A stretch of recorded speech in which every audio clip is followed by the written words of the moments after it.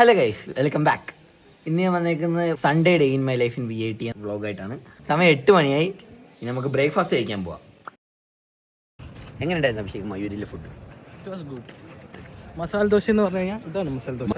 റാസൻസിലെ മസാല ദോശ എന്ന് പറഞ്ഞാൽ മസാല പ്ലസ് ദോശയാണ്. അതുകൊണ്ട് ഞങ്ങൾ രണ്ടുപേരും എപ്പോഴും ഞായറാഴ്ച വന്നിട്ട് ഇവിടെ മയൂരിൽ നിന്നാണ് കഴിക്കാറ്.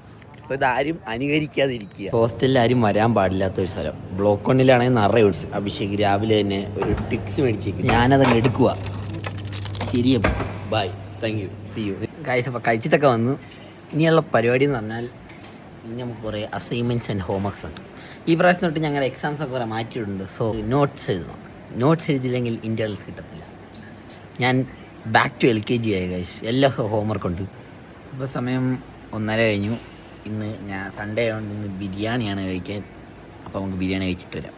അടിപൊളി ബിരിയാണി ആയിരുന്നു. ഏക പ്രശ്നം എന്ന് പറഞ്ഞാൽ മറന്നുപോയി വീഡിയോ എടുക്കാൻ. ഇനിയുള്ള പരിപാടി എന്ന് പറഞ്ഞാൽ അസൈൻമെൻറ്റ് എഴുതുക. സ്നാക്സ് കഴിച്ചിട്ടില്ല. ഇന്ന് വൈറ്റ് സോസ് പാസ്ത ആയിരുന്നു. സ്നാക്സ് കഴിച്ചിട്ടില്ല. അപ്പോൾ ചുമ്മാ ഒരു വൈകുന്നേരം 5 മണിയായപ്പോൾ ചുമ്മാ ഒരു വാക്കിന് ഇറങ്ങി.